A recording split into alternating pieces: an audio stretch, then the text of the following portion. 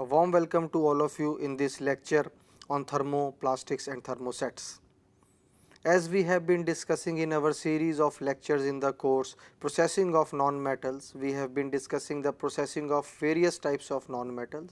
So, polymers or plastics also represent one category which have properties which are far similar to the non-metallic properties. So, in this particular module that we are going to cover now, that is processing of plastics or polymers, we would be having a series of 7 lectures.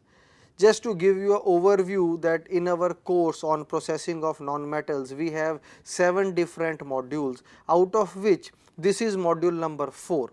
We have already seen in module number 1 that what are the various types of engineering materials, what are the various types of manufacturing processes which are used to process these materials. And we have seen that what is the basic differentiation between a metal and a non-metal in lecture number 2 in module 1.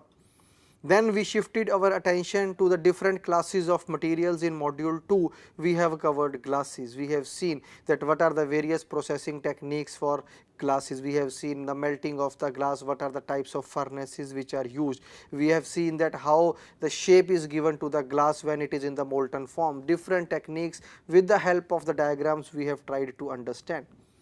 Then in module 3 we have discussed the ceramics, and in module 4 now we are going to discuss the polymers or the plastics. Now today's lecture is dedicated towards the basic understanding about the polymers with differentiation between the thermoplastics and the thermosets. Why? Because the processing would depend upon the properties of the type of polymer that we are going to process. Now if we are processing thermoplastic, the processing would be dependent on the properties of thermoplastics. If we are processing the thermosets, the processing techniques or the methodologies would be dependent upon the properties of the thermoset. So basically we need to understand that what are thermoplastics, what are thermosets, and what are the various advantages of each one of them, or what are the advantageous properties of these materials which we can take advantage of when we want to convert them into any tangible product. So there will be different types of products which can be made by thermoplastics and thermosets, which we will be covering in today's lecture, that what are the various applications of the thermoplastics and the thermosets. In this particular module we would be concentrating 2 lectures on the basic properties, the mechanical properties, the applications of the various types of polymers, and the classification of various types of polymers. Today is lecture number 1 in module 4, which is dedicated towards this particular discussion on the properties of the polymers, and in lecture number 2 also we would be covering the same thing. Then the subsequent 5 lectures would be dictated or would be dedicated towards the processing of the polymers, in which we would be covering different types of processing techniques such as compression molding, extrusion, injection molding, and some other processes which are used for processing of plastics or processing of polymers. So with this introduction to this particular module of processing of plastics, now we will start our basic definition of the plastics or the polymers. Now what is a plastic? The word plastic comes from the Greek word plastikos, meaning able to be shaped and molded. So basically what is the basic criteria here, that this particular material which we are calling as a plastic has the ability to be shaped and molded, which means that we can give shape to a plastic material depending upon the requirement. Now suppose I want to make a mouse that I am using with the laptop. So this particular mouse has been molded into the desired shape. The pen, the cap of the plastic pen, the cap is made up of a plastic material. What does that signify? That any plastic which was in the raw form has been converted into the cap of the pen, which means it has been molded or shaped into the desired forms. So we will see that there would be a large number of applications of thermosets and thermoplastics that would be covered in today's lecture. But basically we should understand that what is a plastic. Plastic derives its name from the Greek word plasticose, which means that it has the property to be shaped and molded into the desired forms. Now you can see on your screen that the plastics or the polymers can broadly be categorized into two categories, that is thermoplastics and thermoset. So this is the topic of our lecture today, to differentiate between thermoplastics and thermosets and to address the various application areas of each one of these. So as we have seen in the previous slide that the plastics or the polymers can broadly be categorized into two categories, that is the thermosets and the thermoplastics. So we can see that definitely there has to be some distinction between these two types of polymers, and therefore they have been classified separately.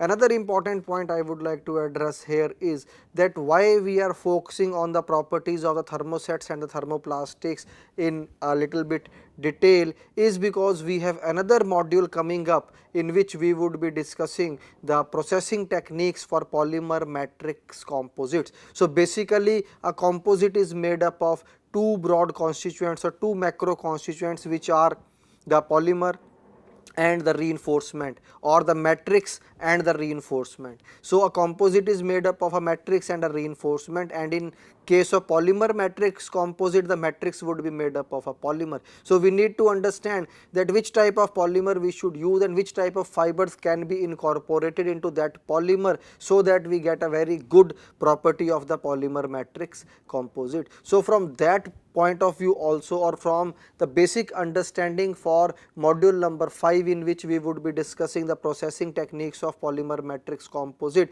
this discussion is also equally important. So we should now try to understand that what are thermoplastics basically. So a material that cures reversibly and softens when heated above the glass transition temperature or the melting point and becomes hard after cooling is called a thermoplastic. This is a very simple definition of a thermoplastic, although a more elaborate and more technical savvy definitions can be given, but to make the understanding very clear, there are only 2-3 important words in this definition.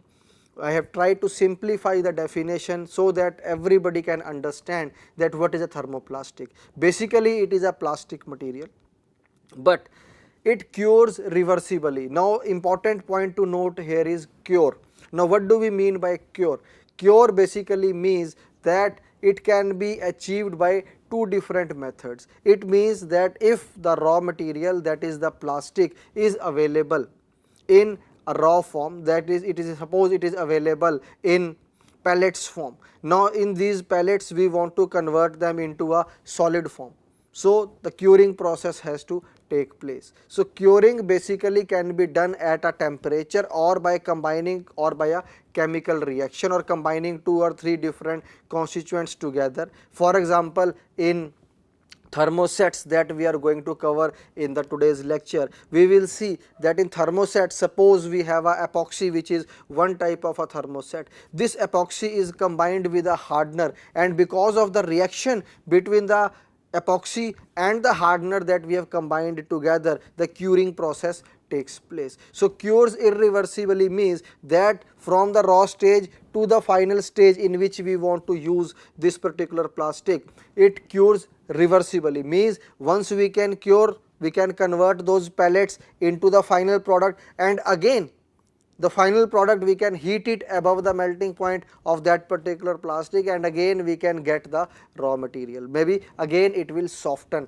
and come back to its original shape. So basically a material that cures reversibly means that it can be brought back to its original shape or original type with the help of temperature. So a material that cures reversibly and softens when heated above the glass transition temperature or melting point and becomes hard after cooling is called thermoplastic. So once we are, suppose we have heated it while we are processing, it will become soft, and once we will remove the heat or remove the temperature, it will become hard. So basically we need to understand that thermoplastics cures reversibly, and if I ask the question that what can be the opposite of cures reversibly, the opposite would be cures irreversibly. So in case of thermosets, the curing process is irreversible. Once we have converted the raw material into its final shape or final product, it cannot be brought back to its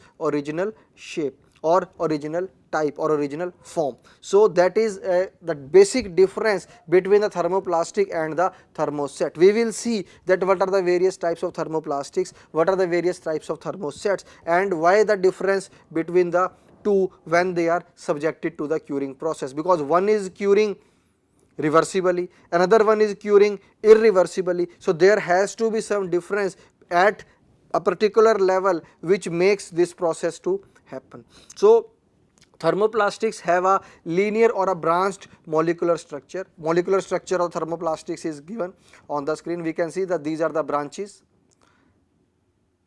It has a linear means this is linear.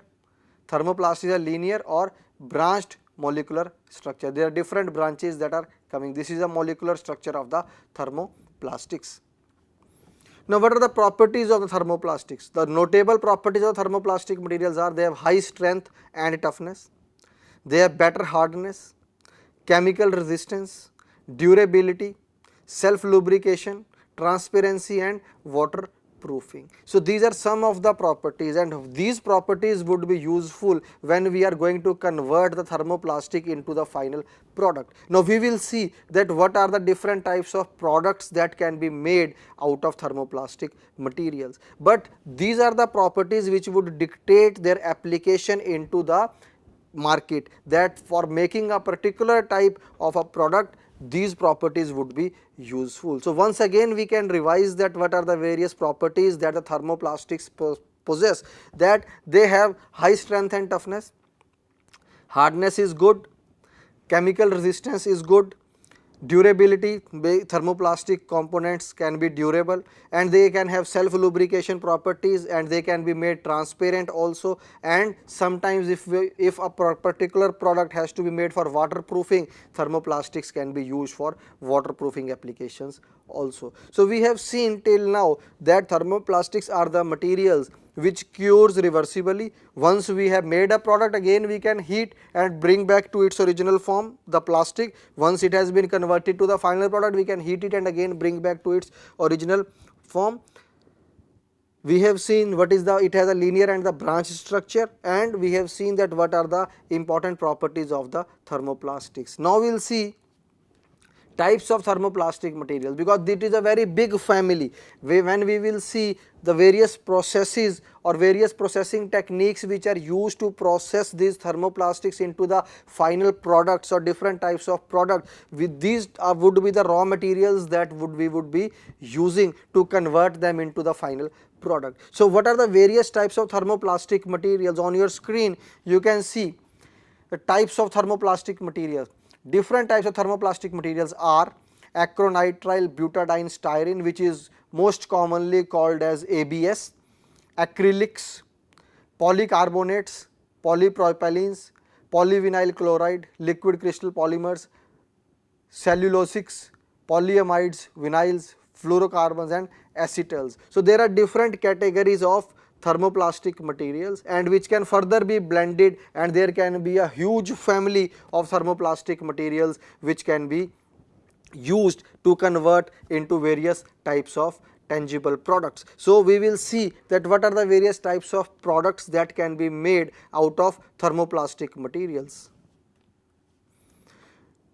So coming on to the applications, that what are the various applications of the thermoplastics. The thermoplastic materials can be used to manufacture. Now these are the applications, and in our module our focus is to understand the processing techniques that can be used to process these thermoplastics into these products.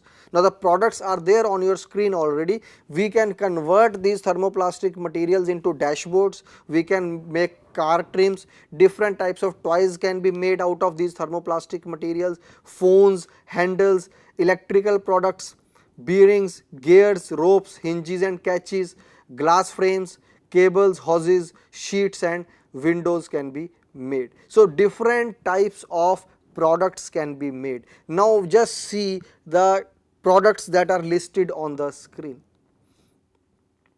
Just take a while and have an idea that what are the various types of products which are listed on the screen.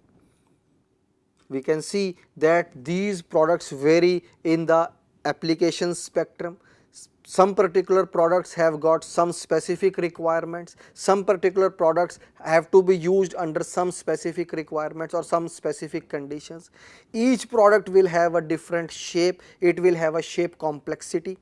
Each product will have a size, there would be some big products, there would be some small products. So we can see that there are 2-3 important things that come to our mind when we see the application spectrum of thermoplastics which is there on your screen, that so many different types of products can be made by thermoplastics, and we can have an idea now that the processes that would be used to convert these thermoplastics into the final product should also be very versatile, so that they can process the thermoplastics into various shapes, into various complexities and into various specific designs, so that the products which are made out of thermoplastic should be able to meet the design requirements of a particular product or of a particular specification. So applications are there, materials are there. We have taken some examples of thermoplastics, we will see some examples of thermosets also, but how to convert these thermoplastics into the final product and how to convert the thermosets into the final product, that would be our main objective of discussion in module number 4. As the title of the course goes, processing of non-metal, so our focus is more on processing and less on the basic physics or chemistry of the materials. But before going to the processing, we should first understand that what are the various materials that we are going to process. So we have seen till now thermoplastics. In thermoplastics, these are the materials which cures reversibly. Once we have converted them into the final product, they can be brought back into their original form. How? By the process of heating above a particular temperature, and when you heat it above a particular temperature, they will again come back to its original form, that is, they cure reversibly. And we have seen some examples of the types of thermoplastics which are used in industry, and now on your screen you can see the various applications of the thermoplastics which are there in our day-to-day life. Now coming on to the thermosets, that is the second category of materials that is up for discussion in today's lecture, the materials which cures irreversibly. The basic difference: cures reversibly, cures irreversibly. So cures irreversibly means that once we have converted the raw material, that is a thermoset material, into the final product, how it can be converted? Either by heating or by a chemical reaction. As in the very beginning of today's lecture, I have given one example that epoxy is one type of a thermoset, and it can be converted from its, suppose epoxy is available in a viscous liquid form. It is we can say it is available in a liquid form, and now we can mix a hardener which is also a liquid. So epoxy is available in a liquid form, sticky form, and we have the hardener also available which is in the liquid form. We combine these two, stir them together, and the curing process takes place. Now in this particular curing process, from a liquid raw material we get a solid final product. So from conversion of this liquid into the solid can be very vaguely called as a curing process. Otherwise there are chemical reactions that take place in this process, but just to understand that we have a raw material, the raw material is in the liquid form, or a we can say sticky liquid form or a gel form. We mix another material, that is we call as a hardener. So we have epoxy, we have a hardener, we mix the epoxy and the hardener in a predetermined proportions. It can be by weight or by volume, and then you mix them together and allow them to cure or allow them to solidify. So from liquid raw material we are getting a solid final product. So that is called the process of curing. But what we try to understand here is that this process in case of thermosets is irreversible. As on your screen you can see the materials which cures irreversibly. Once we have converted this gel with the hardener by the heat or the reaction of the heat of the reaction, it converts into a solid form and we get a product. Now suppose this is the product I get. From the liquid I have got a solid. Now suppose if I heat it at a critical temperature or higher temperature, this I will not be able to get my constituents back. What I have added? I have added epoxy and a hardener in predetermined proportions. Now these two things have been combined together. One was available in a gel form, another one was available in liquid form. These two were combined together, they were mixed, and then they were put into a mold which was having this particular shape, and the mold, when the curing process took place, it took a solid form. This is the final product I have got. Now this, if I heat again at a elevated temperature or at a critical temperature for this particular type of a thermoset, I will not be able to get the constituent, that is a gel and the liquid again. Why? Because the answer is very clear on your screen. The materials which cures irreversibly. So the process of curing, conversion from that liquid into the solid, is a irreversible process. That means that I will not be able to get the raw materials in the same form in which I have used before producing this particular product. So the materials which cures irreversibly and become permanently hard and rigid after curing are called thermosets. Whereas in case of thermoplastics, if I combine the two raw materials together and make a final product, and if I heat, I may be able to get, or if it is one material only, one raw material, and it is heated, because I have told that curing process can be accomplished in two different ways. Either we can heat it and do the curing process, another is by the reaction of two different constituents together we can start the curing process, or we can perform the curing process. So basically, if we have only heated the raw material and converted it into a final product, again if we heat, we may get back the raw material in its original form in case of thermoplastics, but in case of thermosets this is not possible. So again I am reading the definition of thermosets on your screen. The materials which cures irreversibly and become permanently hard and rigid after curing are called thermosets. Thermoset plastics cannot be remelted, which I have already highlighted. So they cannot be remelted. Continued heating for a long time leads to degradation or decomposition. So the final product which I have made out of the thermosets, it will degrade, it can decompose, it can burn, it may not be usable after the heating process again, because it will decompose or degrade, the properties may not be the same as we have made earlier. So basically in case of thermosets we are not able to get back our raw material once it has taken its final form. So thermosets have this specific property to be converted into hard and rigid solids after the curing process, and it is a curing is irreversible in nature, whereas in thermoplastics the curing is reversible. Now this is the molecular structure of thermosets. We can see on your screen there is a cross link, this black portion, there is a cross linked structure, three-dimensional cross linked network of covalent intermolecular bonds, cross linked structures are there. So these are the three-dimensional network of covalent intermolecular bonds which prevent the reversible curing. In case of thermoplastics, this three-dimensional network is not formed, and therefore the curing process is reversible in nature, whereas in case of thermosets this three-dimensional network is formed which avoids the process of reversibility, or which makes the curing process of the thermosets irreversible. So in case of thermoplastic, no three-dimensional network is formed, therefore the thermoplastics, the curing process is reversible. In case of thermosets, as you can see on your screen, thermosets have a three-dimensional network of covalent intermolecular bond or cross-linked structure which makes the curing process irreversible in case of thermosets.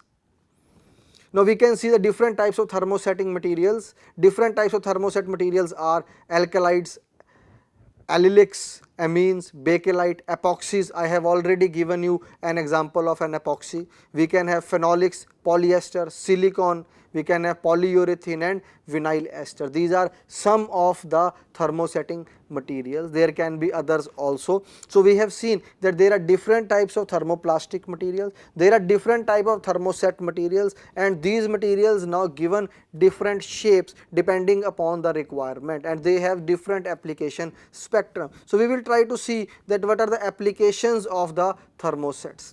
So on your screen you can now see the applications of some of the typical thermoset products. Oh, by mistake it's thermoplastics, but some of the typical thermoset, these are the examples of thermosets. So some of the typical thermoset products are electrical equipment, motor brush holders, printed circuit boards, circuit breakers, encapsulation material, kitchen utensils, handles and knobs, and spectacle lenses. So there can be different types of applications for thermosets also. So we have seen that what are the applications for thermoplastics, what are the applications for thermosets, and these are only some of the applications which we have been able to list in this particular presentation, but there are large number of other application areas also where the thermoplastics and thermosets are being used. So we can see again here that the different types of products are being made out of these materials. Now one particular material we can say is curing reversibly, another one is curing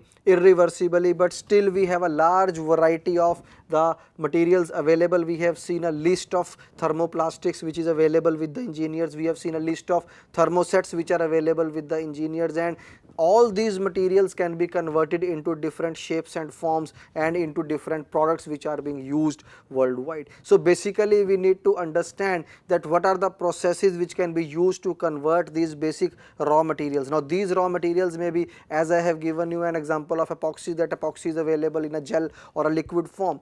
The other raw materials are also available in pellets form or powder form or sometime in liquid or gel form. So different types of raw materials, the different types of thermosets and thermoplastics are available in different forms, and these particular forms have to be converted into the tangible products, and different types of products that can be made out of thermosets and thermoplastics have already been listed in this particular presentation. So now we will try to understand the structure of the plastic. So how basically a plastic or a polymer structure look like. So different types of plastics or polymers can be there. So we can have linear structure, branched structure, cross-linked structure, network structure. So different types of structures can be there. We will try to see the structures with the help of the diagrams, that which particular structure look like, because the final properties of the polymer would depend, or the final property of the plastic would depend upon the type of structure which is present in the polymer. So we will try to see that linear, which are the polymers or plastics which have linear structure, which have cross-linked structure, which have branched structure, and further these linear and branched can further be categorized into isomeric states, and these isomeric states can be stereoisomers or geometrical isomers. So what are isomers, that also we will try to understand in the subsequent slides, and finally the geometrical isomers can further be classified into cis and trans type of isomers. So basically the main objective of today's lecture is to have a brief idea about the basic theory of the thermosets and thermoplastic, or in general the plastics as a whole, that we should know that how or what are the basic, we can say, characteristics of the plastic materials, that what are the various categories of the plastic material, what is the basic structure of a plastic material, what are the monomers and how these monomers get converted into the polymers, and how these polymers can be further made into desired products. So our focus primarily is to have a review of the plastics or the basic science of plastics. So in this particular slide you can see that different type of structures are available. So we can have linear structure, branch structure, cross-linked structure, network structure, and then different isomeric states are there for linear and branch structures. So further stereo isomers and geometric isomers, and within geometric we have cis and trans type of isomers. So now one by one we will try to see. Now linear structure is a very simple type of structure. On your screen you can see this is a linear chain. So monomer units are linked together to form linear chain. For example, nylon, high density polyethylene, polyvinyl chloride and polyester. So all these types of polymers which are mentioned there, that is nylon, high density polyethylene, polyvinyl chloride and polyester, all these have a linear structure. So you can see the monomer units are linked together to form a linear chain. So this is a simple type of linear structure. Now why we are discussing this particular terminology here, that some of the polymers may have a linear structure, some of the other polymers may have a branched structure, some of the other polymers may have a cross-linked structure. Why? Because this particular structure would finally dictate the properties of the material, and these properties we need to understand when we have to process them into the desired product. So once we know that this is having a linear structure, we can very easily have an idea what type of behavior this particular polymer will show when we will try to process it into a desired form. So basic knowledge of the structures is important. So one of the primary types of we can say structure of polymers is a linear structure, in which the monomer units are linked together to form a linear chain. So few examples are also given on your screen. Then we have a branch structure in which the linear chains have branches also. You can see the monomers are joined to form long chains with branches of different lengths. So we can see this is one branch, this is another branch, this is another branch. So the length of the branches may be different. So the monomers are joined to form long chains with branches of different lengths. Now what are the examples of branch structure? Low density polyethylene, glycogen and starch. So these are three examples where they have a branch structure. So we have seen that some of the polymers have a linear structure, some of the polymers have a branch structure, and also some of the polymers may have a cross-linked structure. Now in cross-linked structure, the monomer units are cross-linked together to form a cross-linked chains. So on your screen you can see the monomer units are cross-linked. So there are cross links here. This is a cross link, this is a cross link, these are the linear chains, this is a linear chain. So the monomer units are cross-linked together to form cross-linked chains. Chains are connected by covalent bonds, for example rubber and bakelite. So we can see that few examples of cross-linked structure also. So we can see that different types of structures are there. We have seen linear structure, we have seen branch structure in which the branches of monomer chains are there, and then we have seen the cross-linked structure. So these structures definitely we can see are having special characteristics. Why? Because here you see the example is rubber and bakelite. Now these two type of examples are different in their properties in relation to the other polymers which are having a linear structure or which are having a branch structure. If you remember, the linear structure have got certain examples, the branch structure has also got certain examples. So those examples, if you just have a overlook that what were the materials which were there having linear structure or branch structure, the properties of those materials would be different or are different from the properties of rubber and bakelite, which clearly indicates that the structure is definitely having an effect on the properties of the material. So that is why we need to understand the different types of structures which are available, because when we discuss the processes for processing of polymers or plastics, we would be seeing, we would be telling that this particular material, suppose epoxy, has got this type of a structure, therefore this process is being used for processing of epoxy based products, or there can be some other type of a polymer and because of its structure a process would be used for processing, or a particular technique would be used for processing that particular polymer. So therefore we need to understand that different types of structures are there and each structure has got its own characteristics.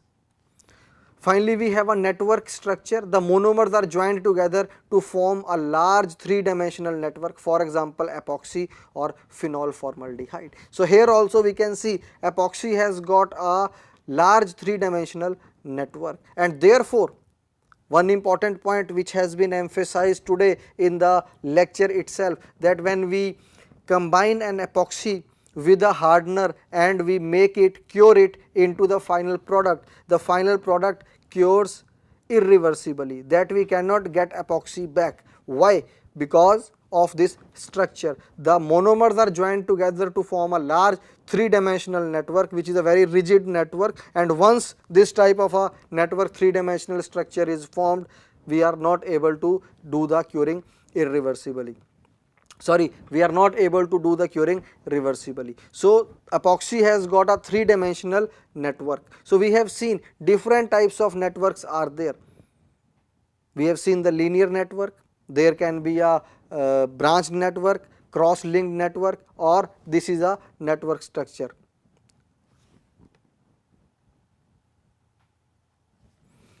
Coming on to the isomeric states. Now what are isomers? Let us first read what is there on the slide. Isomers are molecules that have same molecular formula. So the molecular formula is same for the isomer. Then why they are different? But have a different arrangement of atoms in space. So the chemical formula or the molecular formula is same, but they have different arrangement of atoms in space. Isomers may be in two forms, that is stereoisomers and geometrical isomers. Further, geometrical isomers can be divided into trans and cis isomers depending upon the items in space. So further, the geometrical isomers can be divided into cis and trans types of isomers. So in many cases we will see that the polymers may exist in isomeric states also. So isomers, because this terminology we may be using in some of our subsequent lectures, therefore this particular point has been clarified here, that what is basically a isomers. So isomers are molecules that have same molecular structure or same molecular formula, sorry, but have a different arrangement of the atoms in space. So isomers may be in two forms, that is stereoisomers and geometrical isomers. Further, geometrical isomers can be divided into two categories, that is cis and trans types of isomers. So this is just to have a brief overview of the isomeric states which may exist in some polymers. Now these are the plastic monomers which are further made into polymers. So this is just an idea of how a monomer may exist. So on your screen you can see this is a polyethylene monomer. The formula is given. Polypropylene, this is PTFE, it is given here. Polyvinyl chloride, we can see. Polystyrene, PMMA, polymethyl methacrylate. So this is just to give an idea that plastics are made up of different monomers, and these monomers combine together to form a polymeric structure or a polymer. As we have seen the different types of structures. Now what are the different types of structures if we revise that we have seen today? We have seen a linear structure, we have seen a branch structure, we have seen a cross-linked structure, and we have seen a network structure. So different types of structures we have seen. Now these structures would be made up of these monomers only. So each monomer then will combine with another monomer and then the polymerization would take place and we will get a polymer. And once we get a polymer, the polymer will have its own distinct characteristics. It will have a different mechanical property, it will have a different physical property, the properties of the polymer that would be made out of these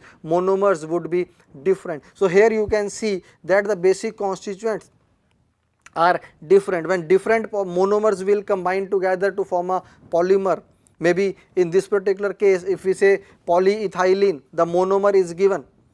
So the properties of polyethylene would be different from the properties of PMMA. Similarly, the properties of polypropylene would be different from the polystyrene. So when these will have different properties, their processing techniques would also be different. So our discussion would also focus on some of the properties of these types of plastics which we are covering today. So our today's lecture is focusing on primarily on the revision of what are thermosets and thermoplastics, what are monomers, what are the various types of structures which are present in the polymers. But subsequent lecture would focus on the properties, because now we have seen that there are monomers which combine together to make a polymer. Now how the polymer melt would behave, at what temperature, what is going to happen, if we load a polymer in a particular loading environment, how it is going to behave, how the stress strain would be there, stress strain behavior would be there for a particular polymer,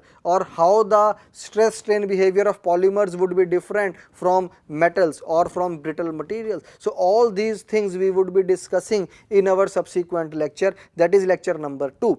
So with this we come to the end of lecture number 1 in module number 4. So I will just revise what we have covered today in lecture number 1 of module 4.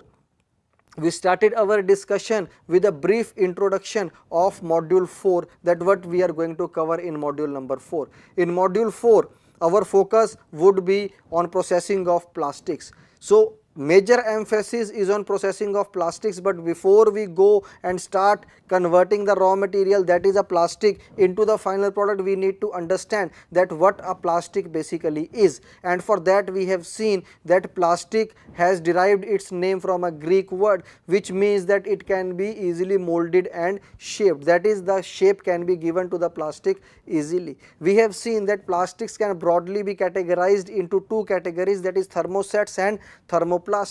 And in thermoplastics the curing process is reversible, and in thermosets the curing process is irreversible. We have tried to understand that what is a curing process, in which we have seen that curing can be done either at an elevated temperature or by the reaction of the constituents. So we have seen that what are thermoplastics, what are thermosets, what is the structure of thermoplastic, what is the structure of thermoset, what are the applications of thermoplastics, what are the applications of thermosets.